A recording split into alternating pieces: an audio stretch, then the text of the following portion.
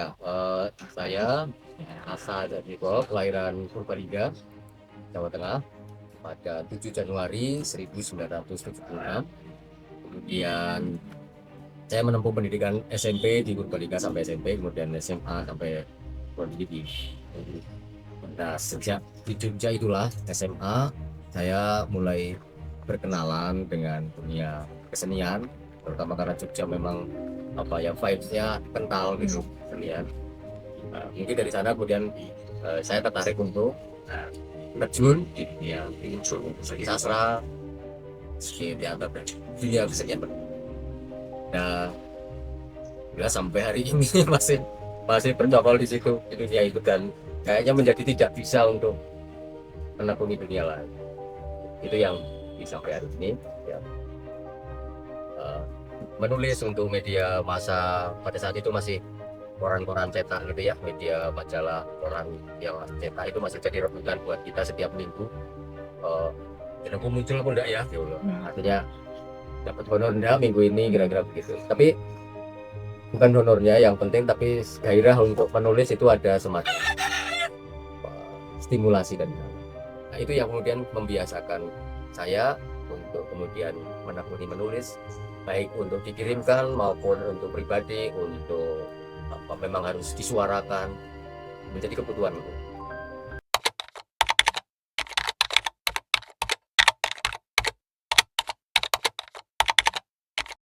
Ya, kalau di wilayah Kudus sebetulnya saya sejak masuk ke Kudus itu 2002 dan saya masih waktu itu masih melihat beberapa teman-teman seperti almarhum Jumari HS, kemudian Mas almarhum juga Mas Yudi MS, kemudian yang masih sugeng sekarang Mas Mukti Sutarman SP.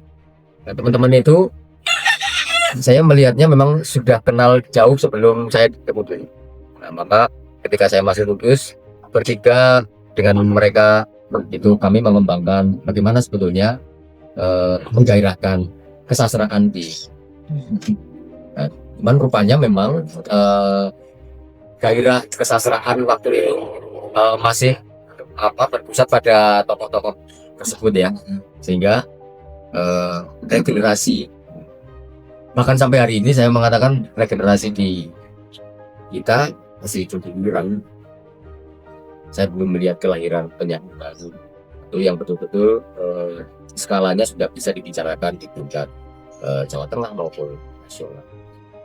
Maka pada saat itu saya tur ke sekolah-sekolah itu, ke sekolah-sekolah SMA Kudus untuk membaca puisi bersama mereka, kemudian berdiskusi dengan mereka. Saya tampil itu sekitar 1 jam, 1,5 jam baca puisi di lapangan basket atau dimanapun di ruang kelas begitu. Semata-mata hanya untuk kepengen sebetulnya menularkan puisi atau dalam hal ini sastra secara umum ke teman-teman kelas. Itu 2007 udah lahir 2007 keliling sekolah itu yang dilakukan. Kemudian saya juga baca cerpen seluruh cerpenis Kudus, karya cerpenis Kudus. Ada Mas siapa itu yang Maria Magdalena Purnomo di cerpenis itu, kemudian Mas Mukti Sutarman SP, ada Jimat Kalimas, ada cerpen-cerpennya saya baca. Pada saat itu saya baca agak leks di hotel mana itu Gang 4, hotel hotel apa ya Mas, Gang 4 itu hotel apa, Gang 2 apa lupa namanya ya, di hotel itu di lantai 3 itu saya baca ya eksklusif karena saya ingin menempatkan sastra itu juga tidak hanya di pinggir jalan, tapi juga di tempat-tempat yang artinya semua tempat saya coba untuk ngomong tentang puisi, tentang cerpen, tentang penulisan. Dan hari ini sudah 3 tahun berjalan saya punya media untuk media sastra, dalam hal ini ada ruang atau rubrik-rubrik puisi, cerpen, naskah-naskah pelakor.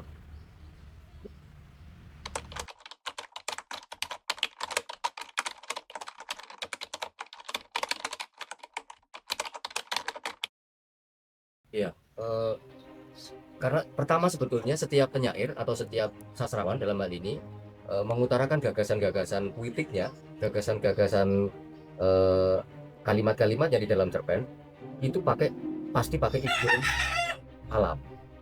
Disadari maupun tidak, mereka akan mempersonifikasi alam ini menjadi bagian dalam pengungkapan puitik dalam puisi, pengungkapan simbol-simbol dalam cerpen atau bahkan novel.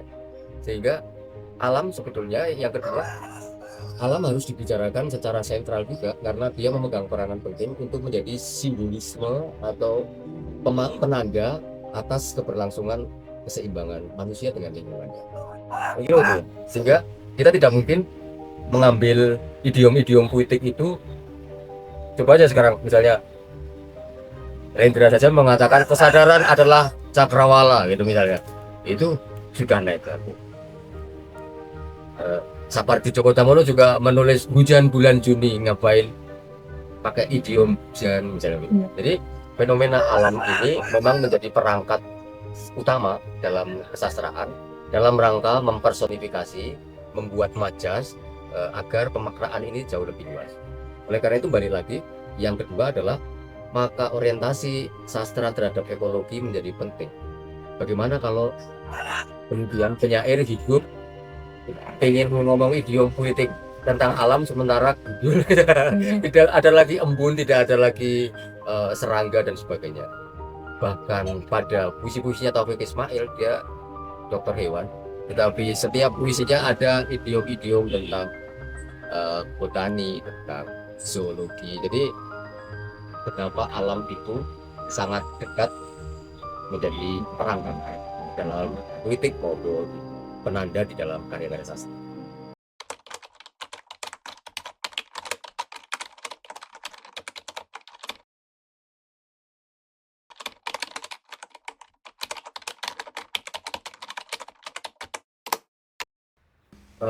Saya seringkali ingin mengingatkan sebetulnya kepada kita semua, balik lagi bahwa sastra atau kesenian apapun itu kan ditujukan buat manusia ya. Artinya kita harus memberikan asupan nilai terhadap kehidupan kemanusiaan yang tengah berlangsung. Nah, penanda alam, terutama misalnya Mantiasi atau karya apapun sebetulnya, kita melihat ketidakseimbangan kehidupan itu terjadi itu akibat ulah kita. Tetapi kalau kita langsung bicara pada kita itu kurang sebetulnya terlalu goblok untuk memelihara keseimbangan lingkungan misalnya, itu kan terlalu menggurui ya. Tapi dengan bahasa metafora yang bahwa kenapa ada banjir, kenapa ada kita melihat fenomena sampah yang menggunung gitu, kemudian kita melihat bagaimana tanah-tanah yang dicangkul itu tidak menghasilkan buah ketika ditanami gitu. Itu kan fenomena-fenomena yang kemudian secara langsung maupun tidak membuat orang itu berarti ada yang kurang. Mungkin cara pupuknya terlalu banyak pupuk pestisida, kita mesti menyeimbangkan lagi ya, mestinya pupuk-pupuk organisme organik itu jauh lebih sehat bagi tanah misalnya begitu. Demikian juga rotasi musim yang sulit kita prediksi, cuaca yang ekstrim, pemanasan global, fenomena-fenomena alam itu sudah ingin berbicara kepada kemanusiaan bahwa sebetulnya pola hidup kita itu mesti dikontrol kembali, dilihat kembali, dijernihkan kembali, dimurnikan kembali demi untuk siapa sebetulnya kelestarian ini ya, untuk kita semua, terutama untuk generasi setelah kita. Kita menikmati oke saja gitu, tapi setelah kita nggak ada, maksudnya kita nggak meninggalkan sesuatu yang baik untuk mereka teruskan.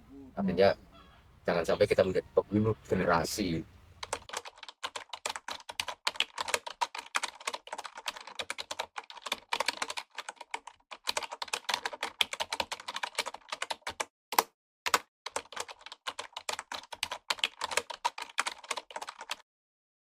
Ya, bisa semacam itu, bisa kompleks ya. Tergantung sebetulnya esensi makna yang ingin kita sampaikan. Bisa saja matahari yang kita masukkan dalam idiom puitik itu bermakna untuk menerangi, sebagaimana tadi bahwa kesadaran ketika kita sadar seperti kita bilang menjadi matahari itu bisa saja. Tetapi juga bisa saja matahari itu dimaknai sebagai sesuatu yang negatif. Tetapi idiom-idiom puitik yang dipakai, idiom-idiom alam itu yang kemudian diambil dalam sebagai idiom puitik itu tentu kompleks pemanfaatannya. Bisa silang sengkarut, bisa tumpang tindih dan sebagainya. Tetapi kebanyakan saya berasumsi bahwa ketika kita ngomong alam, ketika ngomong tentang pegunungan, ketika ngomong tentang embun, pasti something atau sesuatu yang baik. Bahkan misalnya Gunung Merapi erupsi, Galunggung meletus dan sebagainya, itu sebagai fenomena yang kemudian positif buat idiom puitik yang dimaksudkan. Karena tidak ada gejala alam yang sebetulnya negatif gitu ya. Nah, persoalannya adalah mengapa hal ini bisa terjadi? Mengapa kita tidak mengantisipasi? Mengapa tsunami kemudian membunuh banyak orang? Bukan salahnya tsunami, tetapi bagaimana antisipasi bencana, mitigasi bencananya kita kurang, misalnya. Sehingga kenapa erupsi itu kemudian menelan banyak korban? Pengetahuan kita akan mitigasi bencana, kapan akan evakuasi kayak gitu. Itulah harus menjadi kesadaran yang harus kita robah di dalam paradigma berpikir. Tetapi bahwa unsur alam ini adalah unsur-unsur positif yang kemudian bisa membangunkan kesadaran kemanusiaan.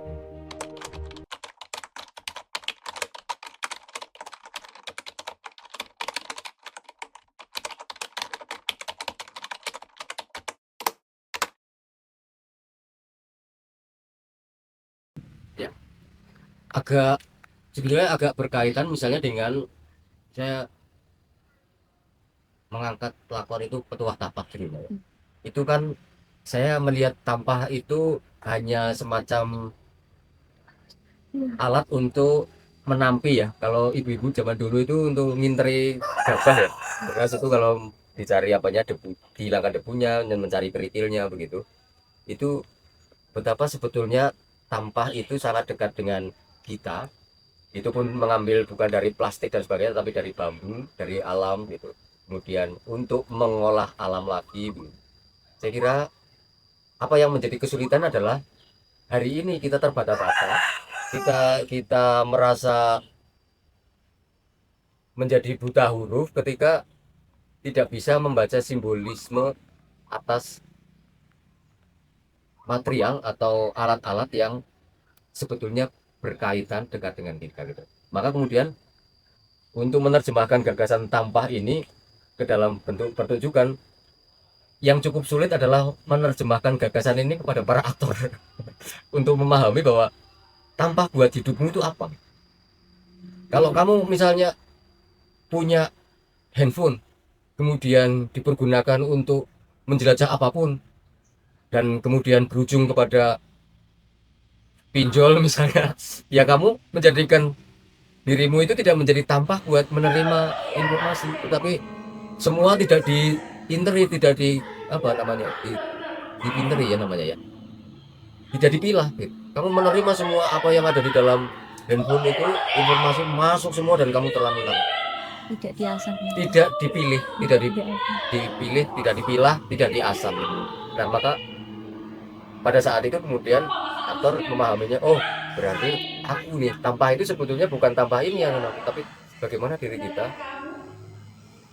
memilah sesuatu yang baik untuk diri kita atau membuang yang tidak baik untuk diri kita. Sehingga kita menghadapinya kemudian di hari ini, oh ketika aku nonton TV yo mesti yang berkaitan dengan knowledge kita gitu atau yang bermanfaat gitu.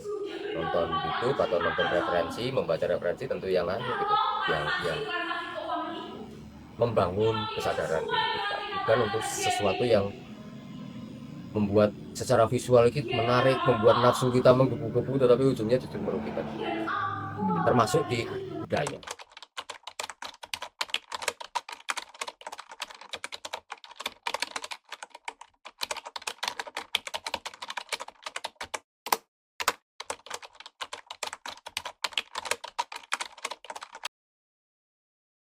Ya, saya tidak berharap banyak kepada penonton.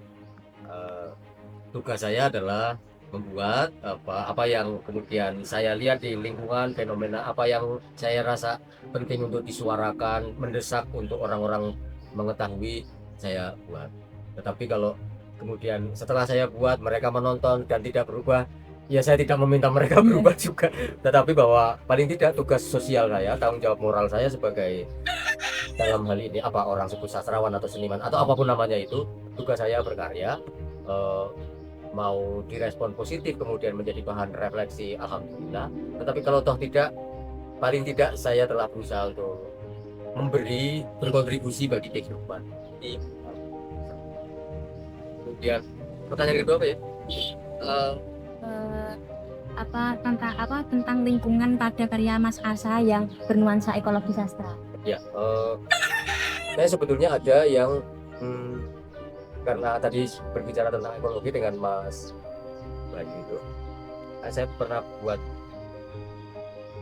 beberapa puisi tentang menara, beberapa tentang Rahtawu. Kemudian kalau secara umum di luar wilayah Pantura ini ada Mantiasi yang saya ngomong tentang percandian di Dieng yang tidak kurang terpelihara dalam pengertian secara spiritual.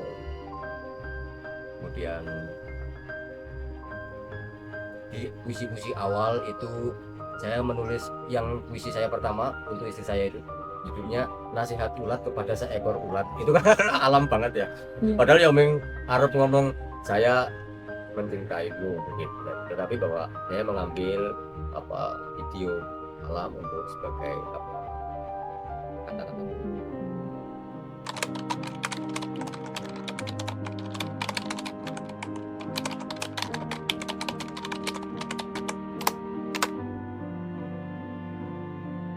Ya, saya kira untuk teman-teman semua, terutama teman-teman mahasiswa yang tengah belajar, saya kira waktu untuk belajar itu kita mesti memaknai itu dengan baik, mengisi dengan baik.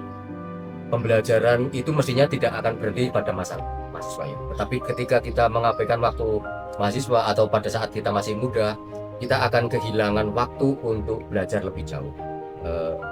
Pada saat kita sadar kita sudah terlambat untuk mengetahui banyak hal. Oleh karena itu, saya agak ingat nanti lupa ingat nanti, tolong teman-teman dibetulkan. Sebetulnya demi waktu itu kan kita manusia merugi ya, dalam ayat suci Al-Quran itu. Tetapi saya setuju dengan itu meskipun saya Katolik. Tetapi bahwa ayat itu ingin mengingatkan betapa waktu itu sangat penting buat kita untuk belajar. Kalau toh kemudian waktu untuk belajar kita sudah terbagi dengan memberi atau berkontribusi, itu jauh lebih baik lagi. Tetapi modal kita bisa berkontribusi tentu kita punya banyak. Saya kira pemanfaatan waktu dengan sebaik-baiknya untuk belajar apapun, menjadi ahli di dalam bidang apapun, itu menjadi penting karena disitulah kehidupan ini atau masyarakat nanti akan menghidupkan. Kalau kita setengah-setengah saja, nganggur yonda, bekerja yonda, kita tanggung, sulit di posisi itu. Kita harus menjadi expert meskipun di hal yang paling sepele sekali. Menjadi ahlilah, kalau misalnya pilihan itu kita menjadi tukang sol sepatu, jadilah tukang sol sepatu yang ahli. Sehingga orang akan mencari buatanmu itu, perbaikan dari tanganmu itu karya ya. Saya tidak memandang profesi apa, tetapi ketika kita menjadi ahli bidang itu, tentu akan lebih bermanfaat, lebih baik sekitar.